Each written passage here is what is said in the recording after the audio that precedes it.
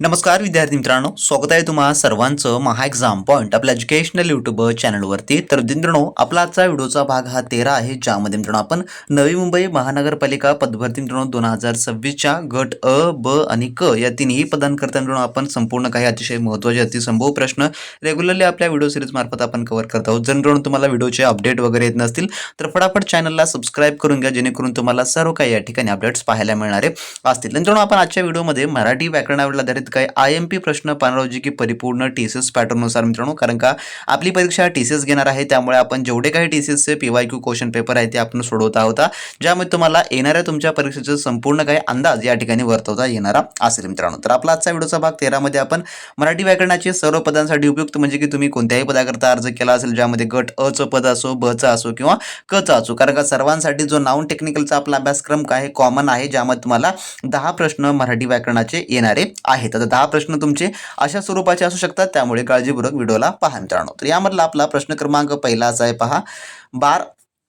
बारभाई हे कोणत्या समासाचे उदाहरण आहे? तर बारभाई ते यामध्ये पहा, तर याचं जे उत्तर आहे ते आहे ऑप्शन नंबर पर्याय क्रमांक 1, जे की द्विगु समास. द्विगु समासाचं हे उदाहरण आहे, कारण का द्विगु समासाची व्याख्या अशी होते की ज्या कर्मधारय समाजातील पहिले पद संख्या विशेषण असते, त्याला जे आहे द्विगु समास असं म्हणतात. तर यामध्ये आपण जर पाहिलं, जे पहिलं पद आहे, ज्यामध्ये याचं आपण फोडणी जर केली 12 अधिक भाई या प्रकारे बनणार असेल, आणि यामधले जे पहिलं बार आहे, म्हणजे की त्याचा उच्चार आपण 12 असं करतो, म्हणजेच काय, तर या ठिकाणी जे काही संख्या पहिलं पद काय आहे, संख्या विशेषण आहे 12 भाई म्हणताना 12 जो काय असतो आपला आकडा 12 भाई, ज्याला आपण म्हणतो 12 भावांचा समूह असं आपण त्याला थोडक्यामध्ये म्हणतो. तर या ठिकाणी 12 हा संख्या आलेली आहे, त्यामुळे संख्या विशेषण आल्यामुळे हे जे आहे कोणतं समास होणार असेल, जे की द्विगु समास हे थोडक्यामध्ये होणार असेल. तर सेम तुम्हाला एक्झॅक्ट या प्रकारचे प्रश्न परीक्षेमध्ये येणारे असतील, जे तुमचे 10 प्रश्न आहेत, ज्यामध्ये वेगवेगळे टॉपिकचे प्रश्न तुम्हाला येतात मित्रांनो.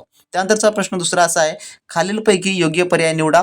चंद्र या शब्दाचा समानार्थी शब्द कोणता? तर चंद्र या शब्दाचा समानार्थी शब्द कोणता होणार असेल? तर याचं उत्तर आहे ऑप्शन नंबर जे की 2, इंदू हा जो होणारा आहे, कारण का चंद्र या शब्दाला शशी, सोम, सुधाकर आणि इंदू अशी जे आहे विविध समानार्थी नामे आहेत. तर सूर्य, तारा आणि आग हे जे आहे त्याचे समानार्थी शब्द नाही आहे, त्यामुळे पर्याय नंबर 2 याचं उत्तर होणार असेल.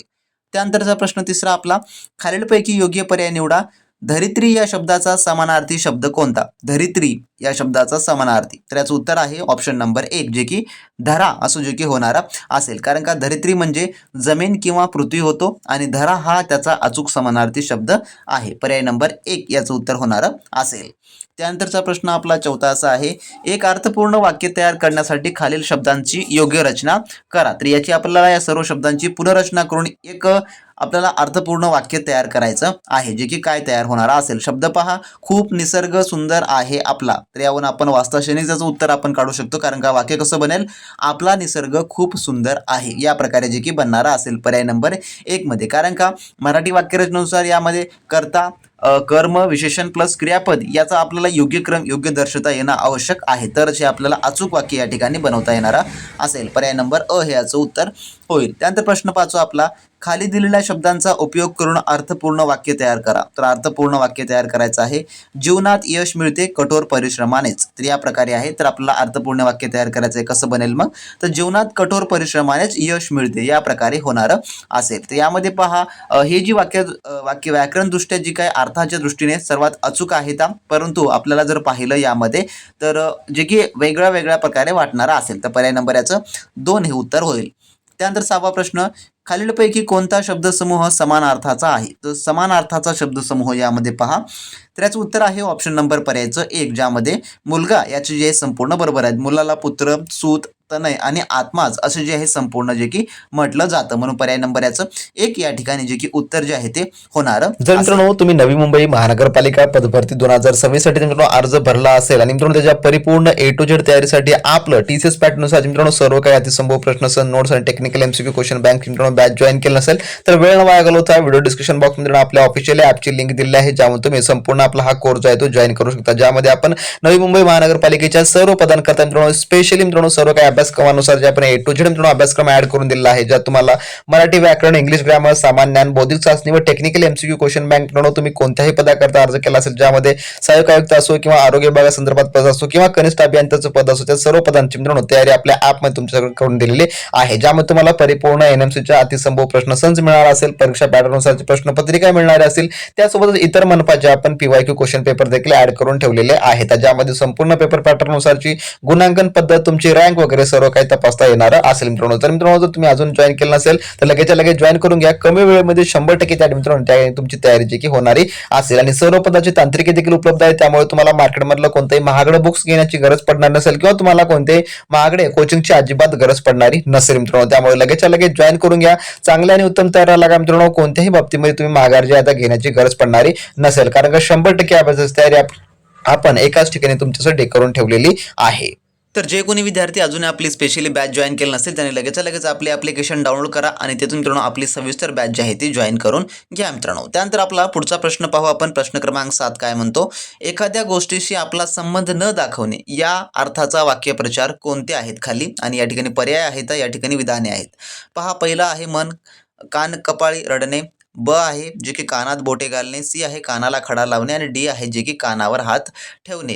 तर यापैकी कोणत्या अर्थाने वाक्यप्रचार होतो यापैकी आपल्याला सांगायचं आहे. तर याचं जे उत्तर होईल ते होईल पर्याय नंबर याचं जे की 2, म्हणजे की केवळ ब आणि ड हे होणारं असेल. कानात बोटे घालणे, तर कानात बोटे घालणे म्हणजे एखादी गोष्ट ऐकून न घेण्याचा प्रयत्न करणे, आणि कानावर ह्याच्या हात ठेवणे म्हणजेच काय, तर आपल्याला त्या गोष्टीबद्दल काहीही माहिती नाही किंवा संबंध नाही असे जे की भासवणे. त्यामुळे याचं पर्याय नंबर ब आणि ड जे की आपल्याला 2 मध्ये मिळते, 2 याचं उत्तर जे की होणार असेल. सेम असे प्रश्न तुम्हाला TCS जे मित्रांनो विचारत असतं. त्यानंतर प्रश्न आपला पुढील असा आहे जो की निंदा या शब्दाचा समानार्थी शब्द कोणता, तर निंदा, तर याचं उत्तर आहे ऑप्शन नंबर 2 जे की उपहास हे होणार असेल. त्यानंतर 9वा प्रश्न, मुंगी होऊन साखर खावी या वाक्यप्रचाराचा अर्थ ओळखा, तर याचं उत्तर आहे ऑप्शन नंबर 4 जे की विनयशीलपणाने चांगल्या गोष्टी होतात याचा जो की अर्थ होणारा असेल, तो की या म्हणीचा अर्थ होतो नम्रपणा किंवा विनयशीलता अंगी बाळगली तर कठीण गोष्टीही साध्य होतात आणि सुखाचा लाभ होतो. त्यानंतरचा प्रश्न 10वा आपला, खाली दिलेल्या शब्दाचा विरुद्ध शब्द ओळखा, तर याचं उत्तर आहे ऑप्शन नंबर जे की ए जे की दुर्गुणाचं सद्गुण हे जे आहे जे की होणारा असेल. दुर्गुण म्हणजे वाईट गुण आणि त्याचा विरुद्ध शब्द सद्गुण हा जो की होणारा असेल. त्यानंतर प्रश्न आपला 11वा असा आहे पुढील, खालीलपैकी योग्य पर्याय निवडा, इंद्रधनुष्य या शब्दाचा समानार्थी शब्द कोणता, तर याचं उत्तर आहे ऑप्शन नंबर जे की पर्यायचं 4 मेघधनुष्य असं होणारं असेल. अवकाशात पावसाच्या थेंबावरून प्रकाश परावर्तित होऊन दिसणाऱ्या कमानीला इंद्रधनुष्य किंवा मेघधनुष्य असं जे आहे म्हणतात. त्यानंतर प्रश्न 12वा, धावले जाते या वाक्यात कोणता प्रयोग आहे, तर धावले जाते या वाक्यात, तर याचं उत्तर आहे ऑप्शन नंबर 4 जे की भावे प्रयोग. तर भावे प्रयोग म्हणजेच की आकर्मक भावे प्रयोग या ठिकाणी होणारा असेल, जेव्हा क्रियापद हे कर्त्याच्या किंवा कर्माच्या लिंगवचनाप्रमाणे बदलत नाही आणि ते तृतीय पुरुषी नपुसंगलिंगी एकवचनी असते, तेव्हा त्याला आपण भावे प्रयोग असं म्हणतो. तर यामध्ये तेच आहे. त्यानंतर 13वा प्रश्न, पाणी प्यायला जाते या वाक्यात कोणता प्रयोग आहे, तर याचं उत्तर आहे ऑप्शन नंबर 3 जे की कर्मणी प्रयोग आहे. कारण का ज्या प्रयोगात इंग्रजीतील पॅसिव्ह वॉइस प्रमाणे रचना असते, जसे की त्याच्याकडून प्रत्यय गृहीत धरला जातो, त्याला आपण नवीन कर्मणी किंवा कर्मकर्तरी प्रयोग असं म्हणतो. तर या ठिकाणी नवीन कर्मणी प्रयोग जो की होणारा असेल त्यामुळे. त्यानंतर 14वा प्रश्न, मुलांनी गाणे गायले या वाक्यातील गायले हे कोणत्या काळातील क्रियापद आहे, तर गायले असं म्हटलेलं आहे, तर हे उत्तर होईल ऑप्शन नंबर 4 जे की भूतकाळातलं होणारं असेल. कारण का गायले या क्रियापदावरून क्रियापूर्वी घडून गेल्याचा बोध होतो, म्हणून हा भूतकाळ होणारा असेल. त्यानंतर प्रश्न 15वा, केक कापला जातो या वाक्यात कोणता प्रयोग आहे, तर याचं उत्तर आहे ऑप्शन नंबर 2 जे की कर्मणी. कारण का येथे कर्माला म्हणजेच की केक महत्त्व दिले असून क्रियापद कर्माच्या लिंगवचनानुसार बदलते, म्हणून हा कर्मणी प्रयोग आहे. पर्याय नंबर 2 याचं जे की उत्तर जे आहे ते होणारं असेल. तसे मित्रांनो आजच्या व्हिडिओमधले आपले टॉप 15 क्वेश्चन होते, जे की मराठी व्याकरणाचे TCSनं मागील परीक्षेमध्ये विचारलेले प्रश्न आपण पाहिलेले आहेत, आणि सेम तुम्हाला हाच पॅटर्न फॉलो होणार आहे. 10 प्रश्न आहेत, तुम्हाला 10 प्रश्न अशा स्वरूपाचे विचारले जाणारे आहेत. जर तुम्हाला याची A to Z संपूर्ण तयारी करायची असेल तर आपली टेस्ट सिरीजची बॅच मिळून एकमेव त्यावर सोल्युशन आहे. तुम्ही कोणत्याही पदावर अर्ज केला असेल त्या सर्व पदांचे टेस्ट आपल्याकडे उपलब्ध आहेत. फक्त ॲप डाउनलोड करून तुम्ही मित्रांनो त्या ठिकाणी जॉईन करा आणि चांगल्या आणि उत्तम तयारीला लागा मित्रांनो. भेटू नेक्स्ट व्हिडिओमध्ये नवीन माहिती नवीन अपडेट सोबत. तोपर्यंत मित्रांनो बी प्रॅक्टिस क्रॅक एक्झाम.